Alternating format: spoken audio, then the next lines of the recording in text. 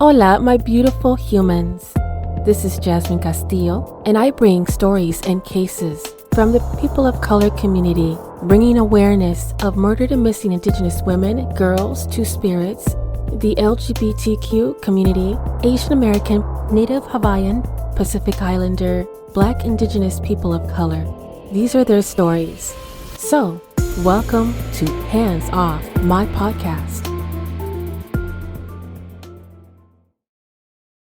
1 year after Uvalde Robb Elementary School shooting. The community has been struggling to heal from the tragedy. The families of the victims have been devastated, and the town has been left with a sense of fear and uncertainty. In the meantime, the families of the victims of Uvalde are trying to find a way to move on with their lives. They are grieving the loss of their loved ones, and they are trying to find a way to cope with the trauma of what happened. Some of the families have started foundations in honor of their loved ones. These foundations are dedicated to raising awareness about gun violence and working to prevent future tragedies. Other families have spoken out publicly about gun violence. They have shared their stories in the hope that it will help change the conversation about gun control in the United States. The families of the victims of Uvalde school shooting are determined to make a difference. They are working to raise awareness about gun violence and to prevent future tragedies. They are also working to heal from the trauma of what happened. It is a long and difficult road, but the families of the victims of Uvalde school shooting, Robb Elementary, are determined to find a way to move forward. They are a testament to the human spirit, and they are an inspiration to us all. This episode will explore the events leading up to the Robb Elementary, Uvalde, Texas school shooting, the aftermath of the shooting, and the debate about gun control in the United States. History of Uvalde. Uvalde is a city in Uvalde County, Texas. As of 2020 census, the population was 15,879. The city was founded in 1850 by German settlers. The name Uvalde is Spanish for Valley of the Oaks. The city was originally called Molina, but the name was changed to Uvalde in 1852. Uvalde was a major stop on the Butterfield Overland Mail, a stagecoach line that operated between St. Louis and San Francisco. The city was also a center of the cattle industry in the late 19th and early 20th centuries. The city is also home to a number of tourist attractions, including the Uvalde State Park, the Uvalde Zoo, and the Uvalde Chamber of Commerce Museum. It is a popular destination for birdwatching. The city is located in the middle of Rio Grande Valley, which is a major flyway for migrating birds. Uvalde is also home to a number of native birds, including the northern mockingbird, the green jay, and the curved-billed thrasher. Here, they have a diverse community. The city's population is about 70% Hispanic, 20% white, and 10% other races. It is also home to a number of Native American tribes, including the Comanche, the Lipan Apache, and the Mescalero Apache. Uvalde is a friendly, welcoming city. The city's residents are known for their hospitality and their love of life. Despite the tragedy, Uvalde remains a vibrant and resilient community. The city is committed to healing and moving forward, and it is determined to be a safe and welcoming place for all. The shooting has had a profound impact on the community of Uvalde. The families of the victims are still grieving, and the town is still struggling to heal. The shooting has also sparked a national debate about gun control. The events leading up to the shooting. Salvador Ramos was a troubled young man who lived with his grandmother. He had a history of violence and had been expelled from high school in the days leading up to the shooting. Ramos had been posting disturbing messages on social media about how he was going to shoot his grandmother and then attack a school, although his motives for the crime he committed are still unknown. Before the incident happened, Ramos had an argument with his grandmother over his failure to graduate high school, which led to him shooting her in the face. Although she survived with the help of the neighbors, he drove her truck and crashed it through a barricade and into a concrete ditch outside of Robb Elementary School, jumping over the fence. He entered Robb Elementary through an unlocked door with an AR-15 style rifle and a large amount of ammunition. He fired bullets outside for around 5 minutes before entering. Before the members of the U.S. Border Patrol Tactical Unit, also called BORTAC, fatally shot Ramos, they bypassed multiple local and state cops who had been in the school's halls for over an hour, while Ramos had been inside the building for more than that. Before entering the classroom to confront the gunman, police officers remained on the scene for up to 77 minutes. Police also roped off the school grounds, which led to an uproar between civilians and parents trying to enter the building to save students. On May 18, 2018, Santa Fe High School in Santa Fe, Texas, where 10 people were killed and 13 others were injured, Dimitrios Pargortzis was taken into custody and charged with capital murder. The shooting was the third deadliest school shooting in Texas history and the 10th deadliest in the United States since the Columbine High School massacre in 1999. In the wake of the shooting, there was a renewed call for gun control measures in Texas, but the state's Republican-controlled legislature has resisted such efforts. The aftermath. Since the tragic event in Uvalde, there had been additional cases of gun violence nationwide in which the perpetrator shot numerous people. Over the past 14 years, there have been 9 mass shootings in Texas, and several of them have spurred discussions about what laws should be imposed to prevent future tragedies. The families of the victims have been grieving and trying to come to terms with the loss of their loved ones. They have been holding memorial services and funerals, and they have been speaking out about the need for gun control. Some of the families have also been working to create memorials for their loved ones. For example, the family of Mary Jo Garza, the 10-year-old girl who was killed in the shooting, has created a scholarship fund in her name. The survivors of the shooting have also been struggling to cope with what they have experienced. Some of them have been having nightmares and flashbacks, and they have been struggling to return to school. A survivor of the tragic incident, Mia Cerrillo, an 11-year-old girl who survived the shooting, told her parents that she covered herself in blood and pretended to be dead in order to survive. She told CNN that she thought she was going to die. Here are some of the things the families of the kids who were killed in the shooting have to say about them.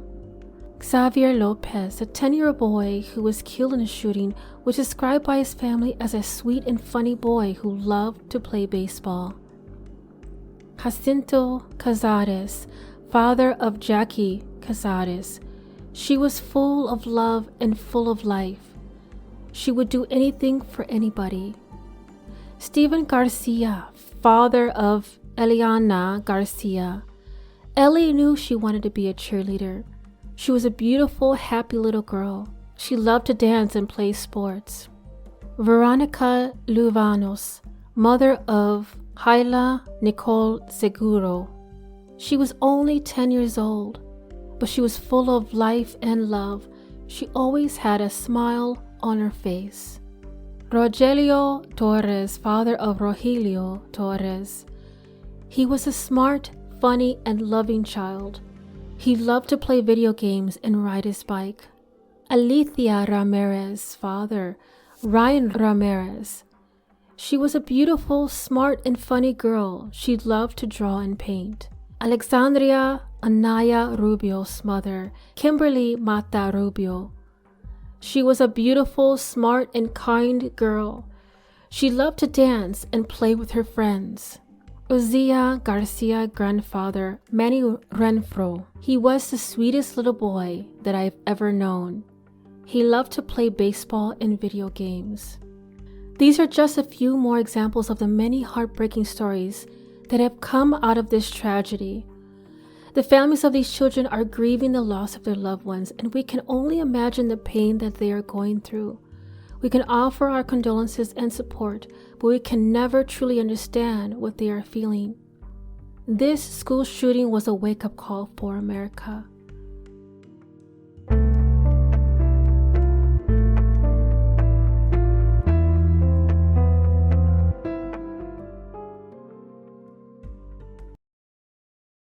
National Missing Children's Day. Today is the mid-roll for the missing. On Thursday, May 25th, is National Missing Children's Day. It is a day to raise awareness about the issue of missing children and to encourage people to take steps to keep their children safe. The day was first established in 1983 by President Ronald Reagan in memory of Eaton Patz, a 6-year-old boy who disappeared from his New York City neighborhood in 1979. So on this Wednesday, the Department of Justice will commemorate the 40th Annual National Missing Children's Day live stream ceremony honoring the heroic and exemplary efforts of agencies, organizations, and individuals to protect children. There are an estimated 400,000 children reported missing in the United States each year. Of those, about 115,000 are runaways, 200,000 are abducted by a non-custodial parent, and 8,000 are abducted by strangers. So parents, take 25, which means take 25 minutes to sit with your children and explain a few tips about safety. Talk to your children about stranger danger and teach them how to stay safe. Make sure your children know their home address and phone number. Teach your children how to use a cell phone to call for help. Never leave your child alone in a car. Be aware of your surroundings when you are out with your child. If your child is abducted, call 911 immediately. National Missing Children's Day is a day to remember the children who are still missing and to recommit ourselves to keeping all children safe. And currently, there are over 300 missing children just in Texas alone. And of those, the names I will mention today are current standing Amber Alerts. Jesus Martinez, Kendrick Jackson, Elion Majano, Daniel Jimenez, Deja Weaver, Armadry Arguman, Lina Sadar Kiel. If anyone has any information, please contact 1-800-843-5678, which is 1-800-THE-LOST. I will have their posters in the show notes.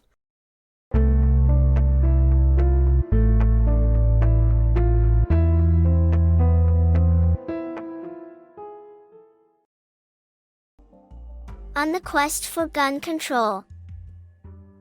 The debate about gun control in the United States is complex.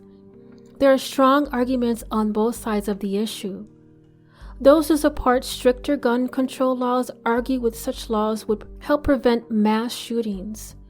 They point to the fact that the United States has a far higher rate of gun violence than any other developed countries. They also argue that stricter gun laws would make it more difficult for people who should not have guns to obtain them. Those who oppose stricter gun control laws argue that such laws would infringe on the Second Amendment rights of law-abiding citizens. They believe that the Second Amendment guarantees the right of individuals to own guns, and that any attempt to restrict that right is a violation of the Constitution.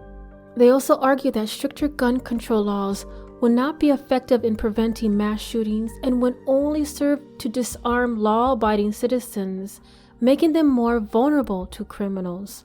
The debate about gun control is likely to continue for many years to come. There is no easy answer, and both sides of the issue have valid points.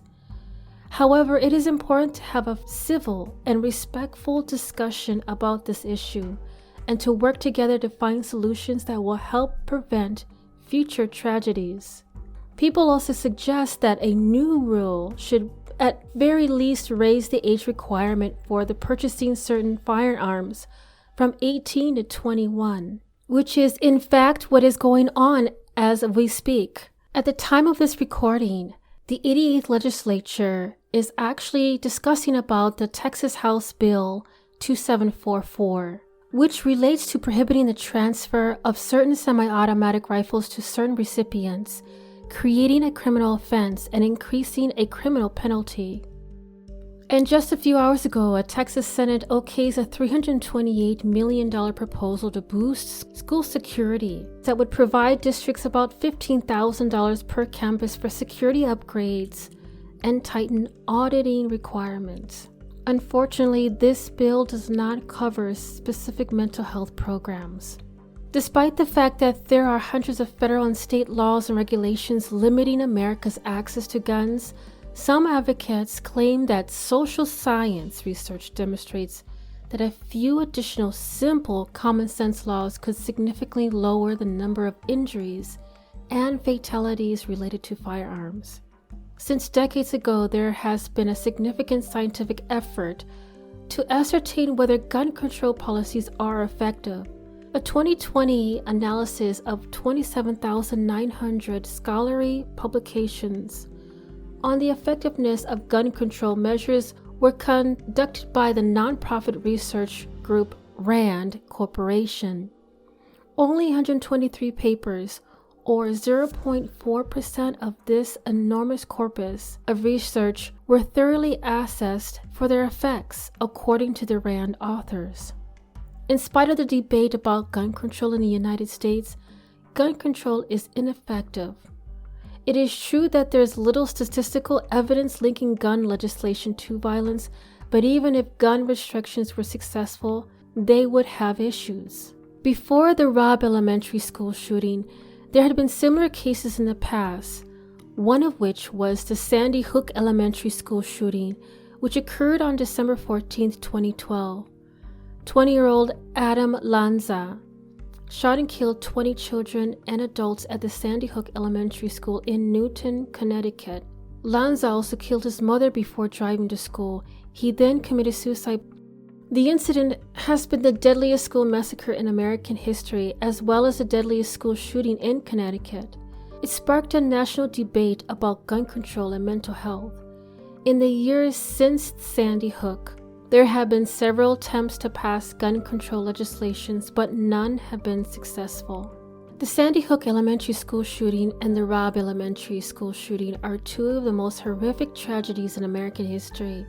They have both had a profound impact on the nation and have led to renewed calls for gun control. It is important to remember these victims to continue to fight for change so that no other families have to experience the pain and loss that they have suffered. Because the victims of these two horrific events were kids between the ages of 7 and 10, just imagine the hurt it would have caused their families and their loved ones, and the most especially the witnesses of the tragic events. Imagine the trauma it would have caused them. In the wake of these shootings, it is important to remember the victims and their families. The families of the victims have been working to honor their loved ones and make sure that something like this never happens again. One of the most vocal advocates for gun control is Amara Jo Garza's father, Alfred Garza. Garza has said that he wants to make sure that no other parent has to go through what he has gone through. He has called on lawmakers to pass strict gun control laws, and he has even started a petition to get to the White House to change its stance on gun control. Another family that has been outspoken about gun control is the family of Eliana Cruz Torres. Her father, Rogelio Torres, has said that he wants to see an end to the gun violence epidemic in the United States. He has called on lawmakers to pass stricter gun control laws, and he has also started a foundation in his daughter's name to raise money for gun violence prevention. They have also spoken about the importance of forgiveness and healing. One of the most moving stories of forgiveness came from the family of Irma Garcia. Irma was a 46-year-old teacher who was killed in the Robb Elementary School shooting. Her husband, Joe Garcia, died of a heart attack 2 days after Irma was killed. Despite their grief, the Garcia family has said that they forgive the shooter. They have said that they want to focus on their memories of Irma and Joe, and they want to make sure that their children know how much their parents loved them. The Uvalde school shooting was a horrific tragedy, but the families of the victims have shown incredible strength and resilience. They have worked to honor their loved ones and to make sure that something like this never happens again, to find a path to forgiveness. Their stories are a testament to the power of the human spirit. Here is a look at the pros and cons of gun control. Pros. Reduce gun violence. Research has shown that countries with stricter gun control laws have lower rates of gun violence. For example, a 2016 study by the Harvard Injury Control Research Center found that states with stricter gun control laws had lower rates of gun homicide. Increased public safety. Stricter gun control laws can make people feel safer, knowing that there are fewer guns in circulation, and it is important especially for people who live in high crime areas. Fewer mass shootings. Mass shootings are a relatively rare occurrence, but they have a devastating impact on the communities where they happen. Stricter gun control laws could help to reduce the number of mass shootings. Reduced suicide rates. Guns are now used to commit suicide in the United States, and it is on the higher percentage of the method of committing suicide. Stricter gun laws could help to reduce the number of suicides by making it more difficult for people to obtain guns. Increased gun safety. Stricter gun control laws could help to increase gun safety by requiring gun owners to take safety courses and store their guns safely. Here is the cons of gun control. Infringed on Second Amendment rights. The Second Amendment to the United States Constitution guarantees the right to bear arms. Some people argue that stricter gun control laws would infringe on this right. Not effective in preventing gun violence. Some people argue that stricter gun control laws would not be effective in preventing gun violence. They point to the fact that criminals will still be able to obtain guns illegally. Create a black market for guns. Stricter gun control laws could lead to the creation of a black market for guns. This would make it more difficult for law-abiding citizens to obtain guns, while criminals would still be able to get them. Increased government control. Some people argue that stricter gun control laws would lead to increased government control over citizens. They worry that the government could use these laws to disarm citizens and make it easier to oppress them. The debate over gun control is complex, with valid arguments on both sides. Ultimately, it is left to each individual to decide where they stand on this issue. It is important to have a thoughtful and productive conversation about gun control. We need to find ways to reduce gun violence in our country while also respecting the Second Amendment rights of law-abiding citizens. Here are some specific gun control measures that we can implement to help prevent future mass shootings. Gun culture is a complex phenomenon that includes a number of factors, such as the glorification of violence in the media, the easy availability of guns, and the belief that guns are necessary for self-defense. We need to challenge the myths and stereotypes that surround gun culture. We need to teach people about the dangers of guns and the importance of gun safety. We need to make it clear that guns are not toys and that they should only be used for self-defense in an emergency. We also need to address the issue of mental health in the United States. Mental illness is a major factor in many mass shootings. We need to invest in mental health care so that people who are struggling can get the help they need. We need to break down the stigma associated with mental illness and encourage people to seek help if they need it. If you enjoy our show, please rate and review us on Apple Podcasts. And be sure to come back next week for our discussion of true crime stories. Until then, this is Jasmine Castillo. We are voiceless no more. This podcast was created, produced, recorded, and edited by Jasmine Castillo. Research by Debbie Babalola and Jasmine Castillo. Current active member of Darkcast Network, Transto Task Force, Uncovered.com, and partners with Search and Support San Antonio.